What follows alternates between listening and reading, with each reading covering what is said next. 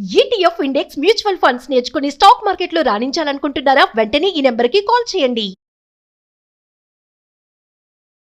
Hello నమస్తే, welcome to Suman TV. ప్రస్తుతం మనతో పాటు స్టూడియోలో రామ్ మెట్టు గారు ఉన్నారు. Personality development coach and motivational speaker. వీరితో ఈరోజు కొన్ని విషయాల గురించి మనం చర్చిద్దాం. హలో అండి, రామ్ గారు నమస్తే. నమస్తే అండి. సో కొన్నిసార్లు మనం ఆన్ జర్నీ, మనం వెళ్ళే ప్లేసెస్లో కానీ, వర్క్ చేసే ప్లేసెస్లో కానీ, మన ఫ్రెండ్ సర్కిల్లోనే mostly and the people we move around వాళ్ళ దగ్గర చూస్తూ ఉంటాం. ఎలా అంటే వాళ్ళు చేసే పనులు కొంచెం ఎలా మనకి లైక్ టైం ఇవ్వకపోవడము, లేదంటే ఏదైనా బ్లేమింగ్, కొంచెం వర్క్ అవ్వలేదు అని అనుకుంటే వాళ్ళు ఏంటి, అది ఆ బ్లేమ్ అనేది మన మీద వేస్తుంటారు. నీవు చేసావు కాబట్టి ఇది అవ్వలేదు, నా తప్పేం లేదు అనేసి. అది ఎంత అంటే ఎక్కువగా స్ట్రాంగ్గా వాదించే విధంగా ఉంటుంది. అక్కడ వాళ్ళకి తెలుసు లైక్ దేర్ మిస్టేక్ అని, కానీ దే డోంట్ అగ్రీ, అది వాళ్ళ మిస్టేక్ అని అనుకోరు. అండ్ మన మీద ఎక్కువగా తోసేసి మనల్ని నిందిస్తూ ఉంటారు. So how we can deal with this situation? This kind of behaviour అండి, ఎక్కడైతే చాలా మంది ఏంటంటే నేను చేసిందే కరెక్ట్, అందరూ నన్నే పొగడాలి, నేనే ఫోకస్ అవ్వాలి, నేనే హైలైట్ అవ్వాలి, నేనే సక్సెస్ అవ్వాలి, ఇలాంటి థాట్ ప్రాసెస్ ఏదైతే ఉంటుందో that is called narcissistic behaviour అండి. అది సో ఎన్బిడి అంటారు దాన్ని, అంటే నార్సిసిస్టిక్ బిహేవియర్ డిసార్డర్ అంటారు. ఇట్స్ యాక్చువల్లీ డిసార్డర్ యాక్చువల్గా. సో ఇక్కడ ఏంటంటే మన చుట్టూ చాలా మంది ఉంటారు, వాళ్ళు ఏంటంటే పద్దాక ఇంకా వాళ్ళే గొప్ప అనే ఫీల్లో వాళ్ళు ఏదైనా తప్పు చేసినా కూడా దాన్ని వాళ్ళు యూనో యాక్సెప్ట్ చేయకపోవడము, ఇతరుల మీద వాళ్ళు నింద మోపడము, లేదా ఒక్కొక్కసారి ఏంటంటే వాళ్ళు చేసే ప్రతి పని కూడా ఎలా ఉంటుంది అని అంటే అటెన్షన్ మొత్తం వాళ్ళ సైడ్కే వచ్చేటట్టు, వాళ్ళే హైలైట్ అయ్యేటట్టు వాళ్ళు చేసే పనులన్నీ అలా ఉంటాయి. సో ఉదాహరణకి మనకి ఎలా ఉంటుందంటే, ఇప్పుడు ఈ అటెన్షన్ సీకింగ్ కోసం వాళ్ళు ఏమేమి చేస్తారంటే, జనరల్గా ఒక కాన్వర్జేషన్ నడుస్తున్నప్పుడు మీరు ఏదైనా మాట స్టార్ట్ చేశారనుకోండి, మీరు స్టార్ట్ చేసి ఏదో చెప్తున్నారు, మీరు చెప్తున్నారు, మనం ఒక గ్రూప్ లో ఉన్నాము అని అంటే అందరు అటెన్షన్ మీ వైపు ఇస్తున్నట్టు. ఈ డిసార్డర్ ఉన్న వాళ్ళు ఏంటంటే అది తట్టుకోలేరు అనమాట. సో వాళ్ళు ఏం చేస్తారంటే ఇమీడియట్ గా మీ కాన్వర్జేషన్ కట్ చేస్తారు వాళ్ళు. సో సపోజ్ మీరు అయితే చెప్పడం స్టార్ట్ చేస్తారు, హే నిన్న ఆఫీస్ లో ఏమైంది తెలుసా అని, యూ విల్ జస్ట్ స్టార్ట్. వీళ్ళు ఏంటంటే అరే ఆఫీస్ అంటే గుర్తొచ్చింది చెప్తా విను అనుకుంటే వాళ్ళు ఏంటంటే వాళ్ళు టేక్ ఓవర్ చేసేస్తారు. సో అలా టేక్ ఓవర్ చేసేసి ఏంటంటే ఇప్పుడు ఏంటి, వాళ్ళు టేక్ ఓవర్ చేసేసరికి జనాల అటెన్షన్ మొత్తం అటు డైవర్ట్ అయిపోయింది. వాళ్ళకి కావాల్సింది అదే బేసిక్ గా. సో అలా ఏంటంటే ఈ డిసార్డర్ ఉన్న వాళ్ళు జనరలీ వాళ్ళ వైపు తిప్పుకుంటారు అనమాట అటెన్షన్ మొత్తాన్ని. సో దానికి one way of doing it ఏంటంటే ఇలా కాన్వర్సేషన్స్ ని కట్ చేసి వాళ్ళ వైపు డైవర్ట్ చేసుకోవడం. రెండోది ఏంటంటే వాళ్ళు జరిగే ఏ చిన్నదన్నా సరే పెద్దగా పోర్ట్రే చేసి చెప్పడం అనమాట. సో ఫర్ ఎగ్జాంపుల్ సపోజ్ వాళ్ళు నడుచుకుంటూ కాల్ జారి ఇలా కింద పడ్డారు, లేదా ఒక చిన్న యాక్సిడెంట్, సపోజ్ వాళ్ళు రోడ్ క్రాస్ చేసేటప్పుడు ఎవరో టూ వీలర్ రోడ్ వచ్చి అలా తగిలించాడు అంతే, కింద పడలేదు, జస్ట్ తగిలించాడు అంతే. కానీ ఈ జరిగిన ఇన్సిడెంట్ ఏదైతే ఉందో వాళ్ళు దాన్ని ఎక్స్ప్లెయిన్ చేసేటప్పుడు ఎలా ఎక్స్ప్లెయిన్ చేస్తారంటే అది సినిమాటిక్ గా ఎక్స్ప్లెయిన్ చేస్తారనమాట. ఫుల్ ఇంకా 3D ఎఫెక్ట్స్ అన్ని యాడ్ చేసి చెప్తా ఉంటారు అనమాట.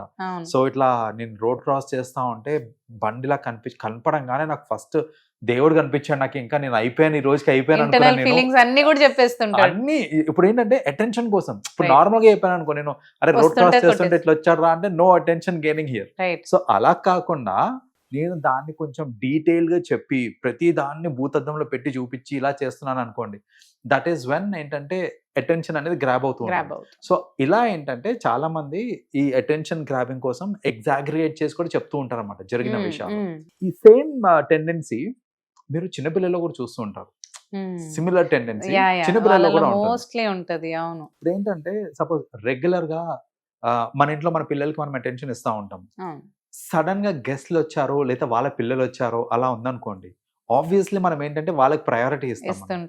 వాళ్ళకి ప్రయారిటీ ఇచ్చినప్పుడు పిల్లలు పడే తపన ఉంటుంది చూడండి, నాకు అటెన్షన్ నాకు కావాలి అనే తపన. కొన్నిసార్లు ఏడ్ చేస్తారు కూడా, ఆ అటెన్షన్ గెయిన్ కోసం ఏడ్ చేస్తారు కూడా. ఏడిస్తే ఎట్లీస్ట్ పట్టించుకుంటారు. అదే. సో కొన్నిసార్లు ఏంటంటే బాధకి ఏడుస్తారు, కొన్నిసార్లు కావాలని ఏడుస్తారు. అంటే అట్లీస్ట్ ఏడుస్తే అన్న నన్ను పట్టించుకుంటావు అనే ఒక ధీమాతోటి ఏంటంటే వాళ్ళు ఏడవడం స్టార్ట్ చేసేస్తా ఉంటారు అనమాట. సో అలా ఇదంతా ఏంటంటే నార్సిసిస్టిక్ బిహేవియర్ చాలా మందికి ఉంటుంది. ఈవెన్ క్రెడిట్ తీసేసుకుంటారు. కొందరైతే ఎట్లుంటదంటే ఈ వర్క్ లైఫ్, కార్పొరేట్ లైఫ్ లో చూస్తుంటాం మనము, ఎంతో కష్టపడి టీమ్ మెంబర్స్ అందరూ ఒక పర్టికులర్ ప్రాజెక్ట్ ని ఒక షేప్ కి తీసుకొని వస్తారు. చాలా ఈజీగా మేనేజర్ ఇదంతా చేసింది నేనే అనేసి క్రెడిట్ కొట్టేస్తారు క్లయింట్ దగ్గర. రైట్. సో ఎందుకంటే దే ఆర్ హైలైటింగ్ దెమ్సెల్వ్స్ అక్కడ కూడా. ఇలాంటి తరచూ జరుగుతూ ఉంటాయి అన్నమాట. సో అసలు ఇవన్నిటిని మనం కొంచెం అరికట్టాలి అని అంటే అసలు ఏం చేయొచ్చు, చిట్కాలు ఏంటి అని అంటే, మన చుట్టూ ఇలా నార్సిసిస్టిక్ బిహేవియర్ తో ఎవరన్నా ఉన్నారు, వాళ్ళని మనం పసిగట్టామనుకోండి, ఫస్ట్ థింగ్ ఏంటంటే వాళ్ళని మనము సాటిస్ఫై చేయడం ఆపేయాలి.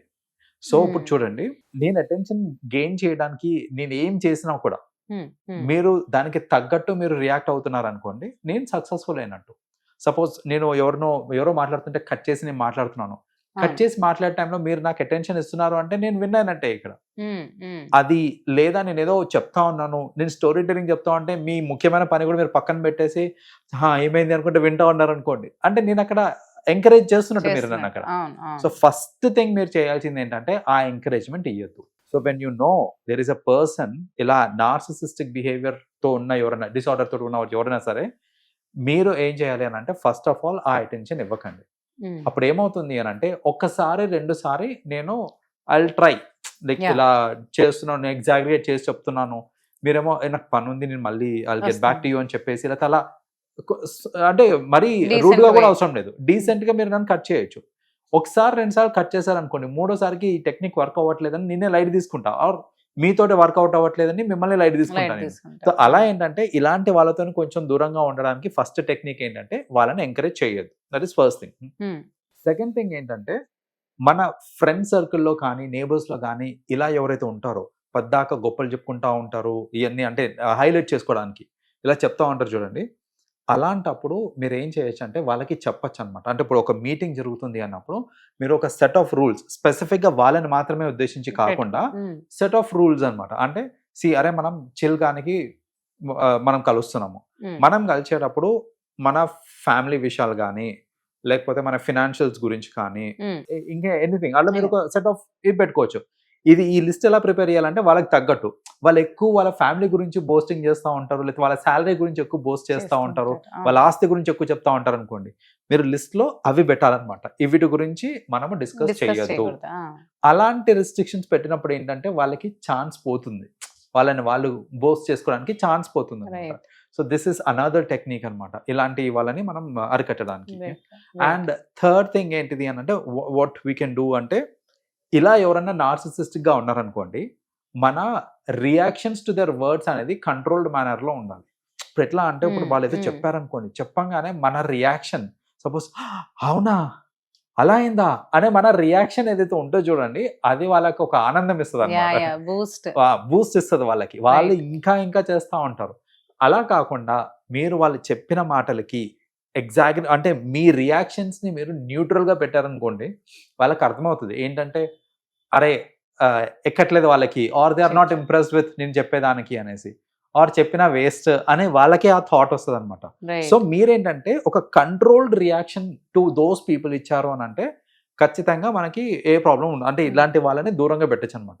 సో ఇది మనము వాళ్ళ బిహేవియర్ని అయితే మనం కరెక్ట్ చేయలేము, అంటే యాజ్ కామన్ మెన్ వాళ్ళని కరెక్ట్ చేయలేము, కానీ అలాంటి వాళ్ళ వల్ల జనరల్గా ఏంటంటే మనం ఇబ్బంది పడుతూ ఉంటాం అనమాట. ఎందుకంటే ఇప్పుడు చూడండి, వాళ్ళ ఆస్తి గురించి వాళ్ళు ఏదో గొప్పలు చెప్పుకుంటా ఉన్నారు. సో సమ్వన్ మిడిల్ క్లాస్ అట్లా ఉన్న వాళ్ళకి ఏంటంటే ఒక ఇన్ఫీరియారిటీ కాంప్లెక్స్ డెవలప్ అవుతా ఉంటుంది. లక్కీ ఫెలో వీడేంద్రా మనకేం తక్కువ ఇట్లాంటివన్నీ ఆలోచిస్తూ ఉంటారు. సమ్వన్ వాళ్ళ రిలేషన్షిప్ గురించి కొందరు బోస్ట్ చేస్తూ ఉంటారు, నేను పర్సనలీ సఫర్ అవుతున్నాను, కానీ వీళ్ళు ఇలా చేయటం వల్ల ఏంటి నాకు ఇంకా ఆ బాధ ఇంకా ఎక్కువైపోతుంటుంది. సో వాళ్ళ బిహేవియర్ వల్ల ఒకవేళ నేను ఇంపాక్ట్ అవుతుంది, నాకు ఇంపాక్ట్ అవుతుంది అని అంటే గనక ఐ కెన్ డూ, నేను చెప్పిన ఈ 3 చిట్కాలు ఏవైతే ఉన్నాయో అవి కనుక ఫాలో అయ్యారంటే అలాంటి వాళ్ళని దూరం పెట్టచ్చు, మనము ప్రశాంతంగా ఉండొచ్చు. Right right. థ్యాంక్ యూ అండి, థ్యాంక్ యూ రామ్ గారు. వెల్కమ్ అండి.